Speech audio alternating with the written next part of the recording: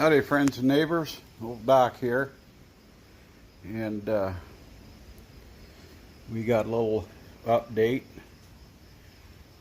Everything seems to be running pretty good and lined up. We got the battery in, wires all zip tied up. I got there's Taters, old cornbread. He's making his morning rounds. I got the heat wrap on the exhaust. I didn't do a very good job. I kind of wish I'd have done it before I put it on. You know, mounted it to the engine and bolted it up. Maybe you can see how I got the muffler hooked up back there. It quieted it down quite a bit, I think, just with the heat wrap on there. But I did it because we got hydraulic lines to close proximity, and just kind of keep the heat. Yeah, it's hot. It was 108. I think yesterday was the heat index, and today and tomorrow is not going to be any better. Poor cornbread, he just he loves being outside during the day, but when it's hot he just really struggles to stay out. Yesterday he was out for 40 minutes, and I had to go looking for him. He was underneath the pickup just panting, and he was only out for 40 minutes. So anyway, we got the muffler all mounted up. We just got the gravity fed gas line there, and this was part of an old grill. Actually, it was two halves. I just tack welded them together and things, and drilled a couple 3/8 holes mounted there, and then we have plumber's strap going up and over. But I think it's like a 2-gallon tank, maybe a little more. This isn't the right cap. I think this tank came off of like a Miller welder, and I wish I had the proper cap.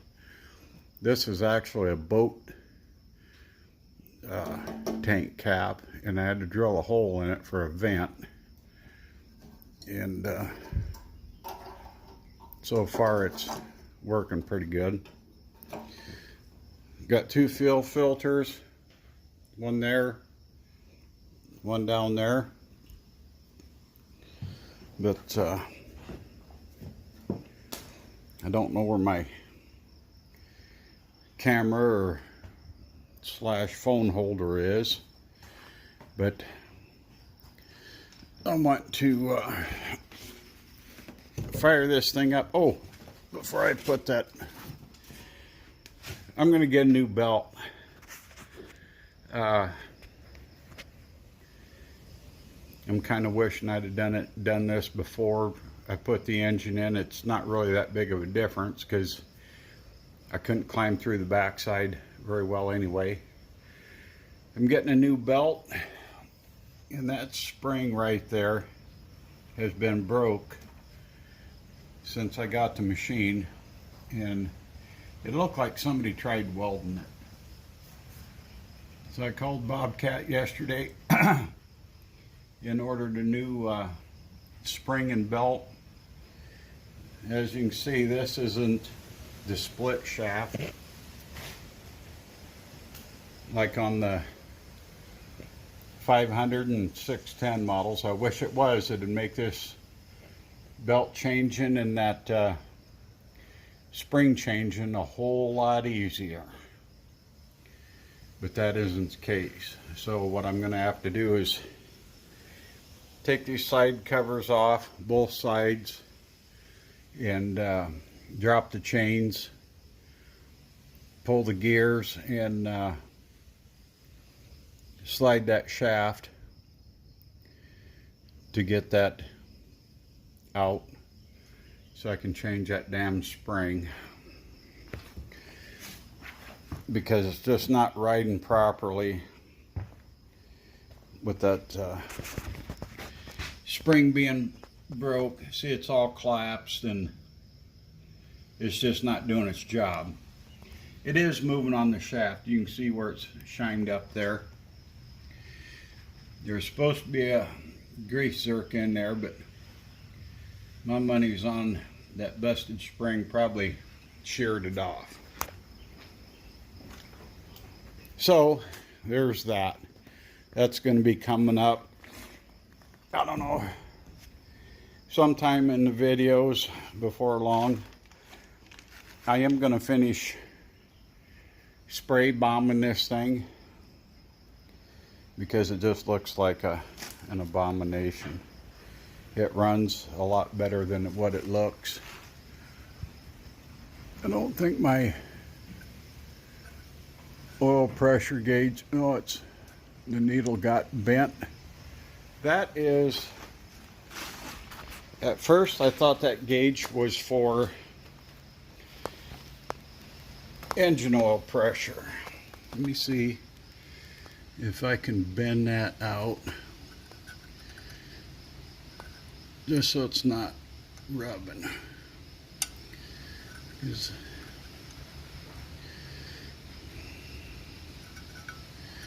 That was too far.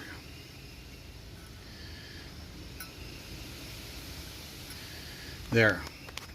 I thought that was for engine oil. It is for hydraulic pressure. And when you get up right about in here, I think is where there's supposed to be a red line goes across. When that comes up and gets to like 7 pounds, somewhere like that, I think I read in the book, your hydraulic filter needs to be changed. So that's for your hydraulic pressure. That is not the engine oil. And my hour meter is not hooked up. I'd like to hook it to this engine, but sounds like one of the neighbors about to start mowing. So I'm going to make this quick. I'm going to pull out. Look how Taters. He's my helper. He's a good helper cat, aren't you? I'm going to bring it out, hook onto this bucket, and just put the bucket inside. And I'm going to weld the standoff there and over there. And I got a 3 or 4 inch I-beam, pretty heavy duty I-beam. Put across there, weld some standoffs, hook chains on it, and a hydraulic jack. And I'm going to try to pull some of that crease up out of that bucket. And I'm just going to monkey with that. I'm already sweating. I don't know what the temperature is. There's a breeze blowing. That helps.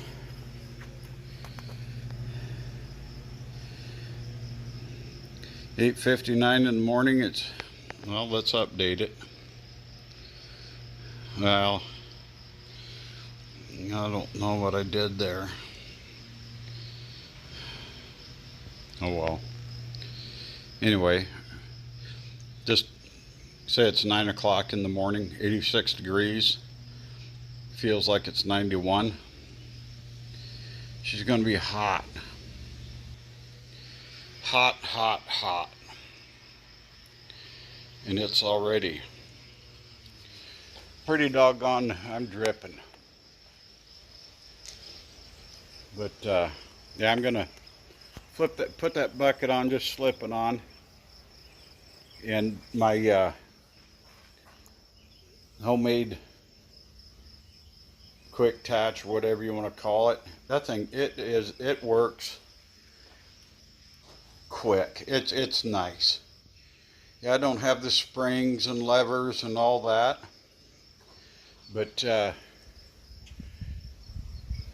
guy can just swoop in, grab that up, and the bolts drop down and locks the bottom in. It works pretty dang slick and fast.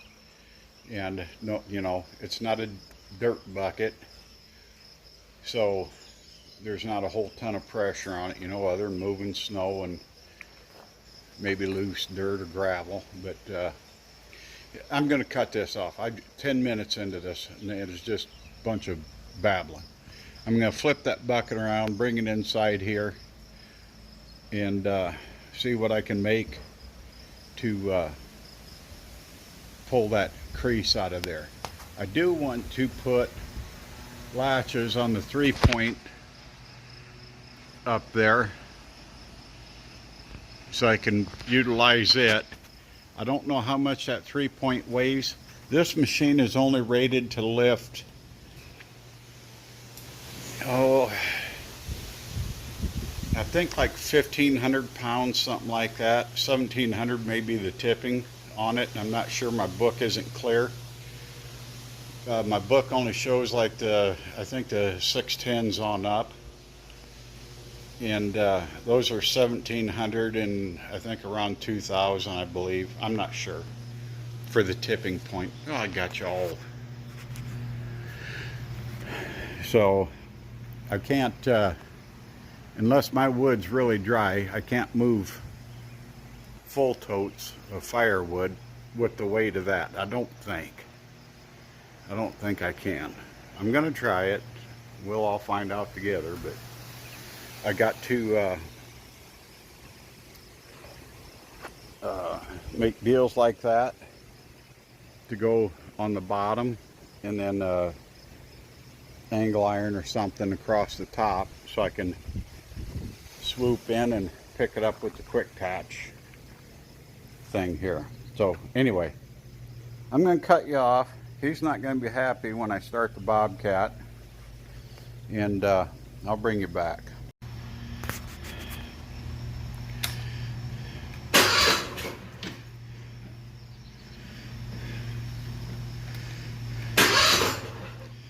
This thing is really touchy on the controls.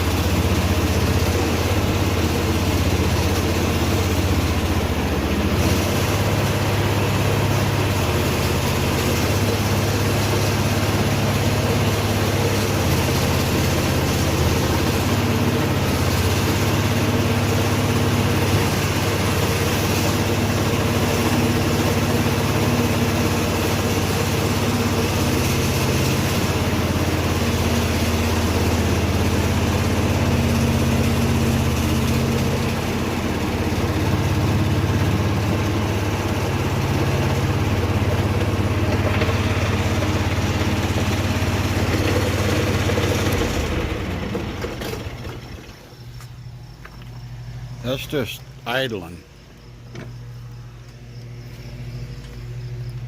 If I get out of here without falling and busting my canani. Grab my hand shoes. Swing the door shut. I'll bet that's cousin BJ. Yeah. BJ mowing his mom's yard over there. I want you to show you guys something. You see that? It almost looks like gas. Ate that plastic up. And that's what I thought it was at first. But it's not. I took the plasma cutter. I took a big piece of cardboard, covered the engine with a big sheet of cardboard. Let me try to turn this gas off. Covered the engine with a big piece of cardboard. Took the plasma cutter and cut that hole right here. If you can see it, I'm looking into the sun, for the gas line to come through, right? And about 10 minutes later, I was going to go in the house, rest my back and get a drink of water. And I walked around the front and I seen just a little ball of flame burning plastic, about the size of a dime. And I looked up under there and there was about 10 of those little tiny balls of flame. All it took was one spark, apparently, somewhere. Caught that plastic on fire. There was no smoke until I put those little balls of flame out. There wasn't 10, there was maybe 5. I exaggerated.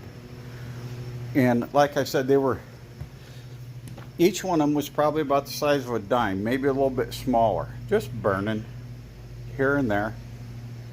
But that's what it was. That plastic melting on my plywood.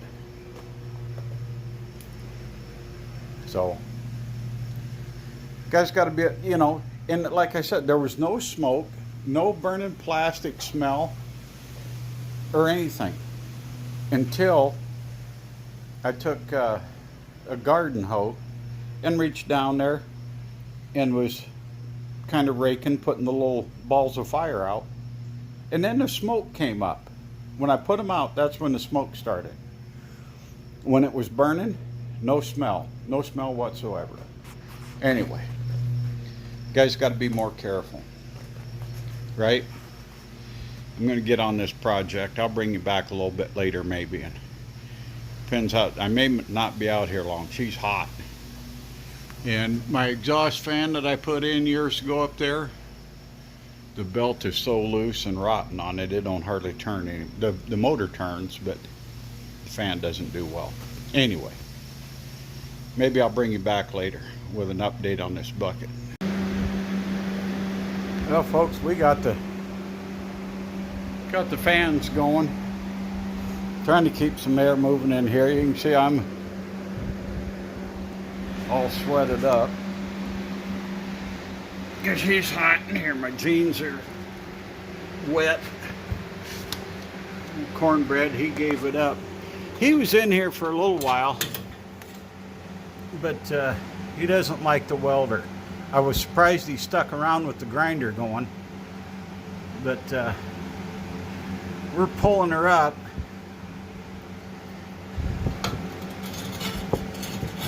I'm going to pull her way past.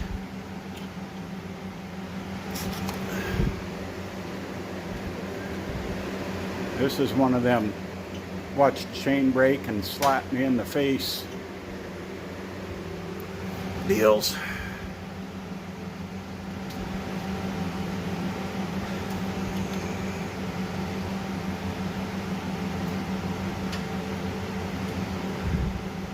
I'm surprised my crappy weld's holding.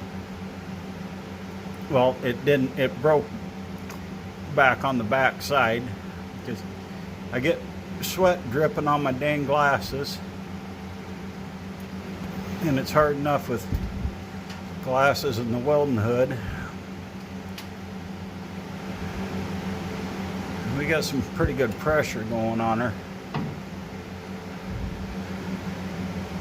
I hear ticking and talking.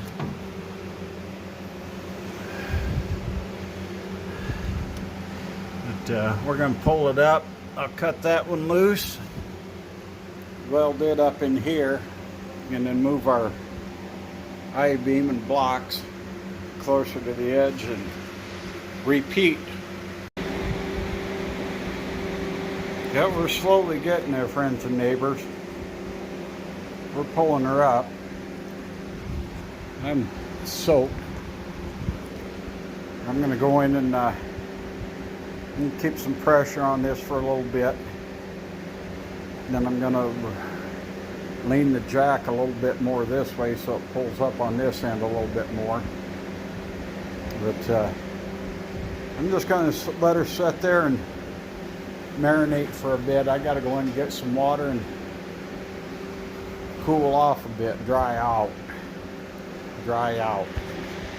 because I am hot. Let's see what the, yeah, there's my,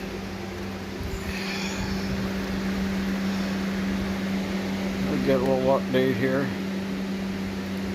maybe. Inside this metal building, it doesn't want to cooperate very well. There we go. 89. Feels like 95. Good thing there's a breeze blowing.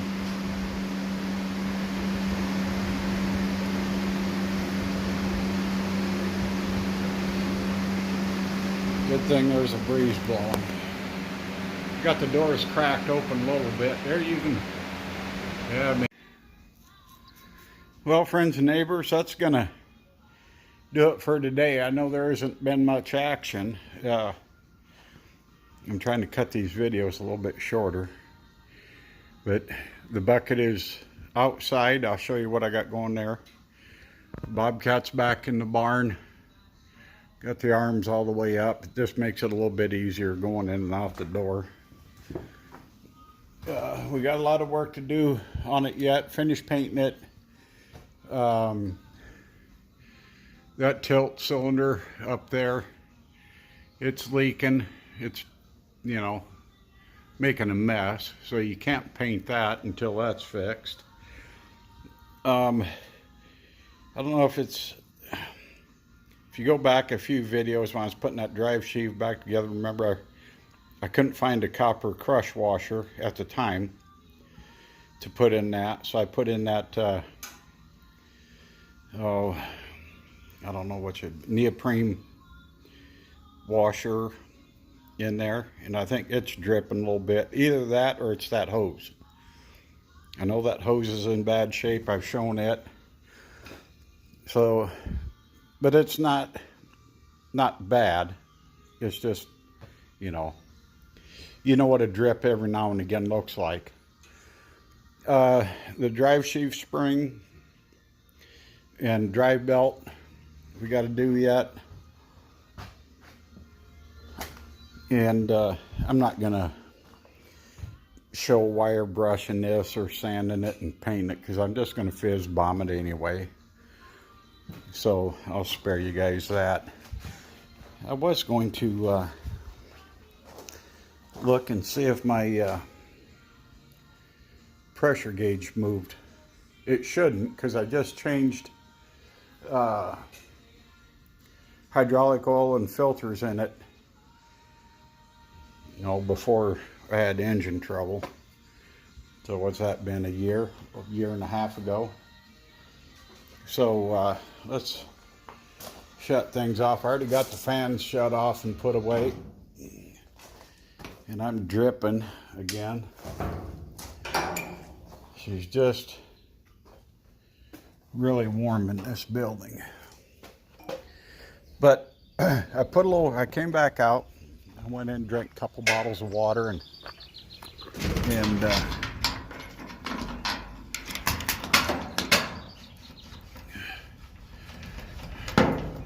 Drink a couple bottles of water and cooled off. Got cornbread in the house. He went down to the basement. Penny was working from home for a few hours today. And so he always goes down and curls up next to her when the weather is bad, hot or too cold or rainy, or the snow hits his belly. But we got her pulled up fairly even. I think I'm just going to leave that on there for a day, whatever, maybe a week, I don't know. I could probably take my hydraulic jack off and put the handyman jack on there, but we all know how those things like to shoot out from under. So that's working pretty good so far. So I'm just going to leave the tension on there for a while, a few days, and I'm not doing anything. It's a really light bucket. You can see it's not made for dirt digging. So, but it does make even with that belly and the bend that was in it, it worked really good for the snow. I didn't have any issues with it, but the guy that I bought that bucket from, he had, I don't know what it was, like a S170 or something like that, a really new machine, and he bought this bucket and had it on there, and he tried digging dirt with it and bent it right off the bat. And so I bought it from him, and because I'm just 99% of the stuff I'm going to do is just move snow anyway. So anyway, I'm done babbling. We got you notice that this is where the M usually sits. I have it back there in the alleyway. It's fine back there. Somebody goes to siphon gas out of it, they're not going to get much. There's probably, if they're lucky, a half gallon. And I'm surprised I had enough to get it back there. But anyway, like I said, I'd like to get that, make a quick attach deal or something so I can hook it onto this pallet fork system and things like that, you know, just make it so a guy can use it a little bit in the summertime too, you know. I mean, even with this dirt bucket, I can back blade this. Mom has a pile of this South Dakota crushed red granite like that, and she wants me to move around over her place. I may do that tomorrow.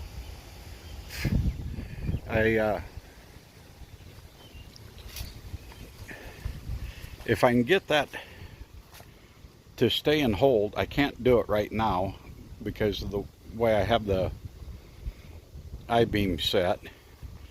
I got some 3 or 4 inch flat stock. I could cut at an angle and weld it in the center there to help hold that up and hold it down, whatever. But like I said, I can't do it with that I-beam there. I may do that tomorrow. We'll see what happens. I'll take a little bit of that pressure off, see how much that sinks down, and I won't record that, but I'll show it to you down the line. So with that, I'm done. It's too hot out here. This is Saturday, it's not Sunday, and I think I'm gonna go in and smooth out in the AC. With that, be kind to yourself, be kind to friends and strangers and loved ones. Do something kind for somebody today. This morning I went up to the gas station and to get a can of Skoal, and somebody pulled in. I never seen him before. I don't know if he's from town here, but he had those real low profile sidewalls on his car. He pulled up to the gas pump right ahead of me, and I noticed his tire was lower than what it should have been, and I let him know, you know, and Told him there was an air hose around the corner, and if he couldn't get it to work, I'm only, what, 6 blocks, maybe 7 from the gas station. I told him, I said, if you can't get that air hose to work, let me know. I said, I'll jet home and grab an air tank and come back. Just do something. Do something kind for somebody if you can. If you can. You know, hold the door open, say please, thank you, whatever. So, with that, friends and neighbors, have a great weekend, and be kind to someone.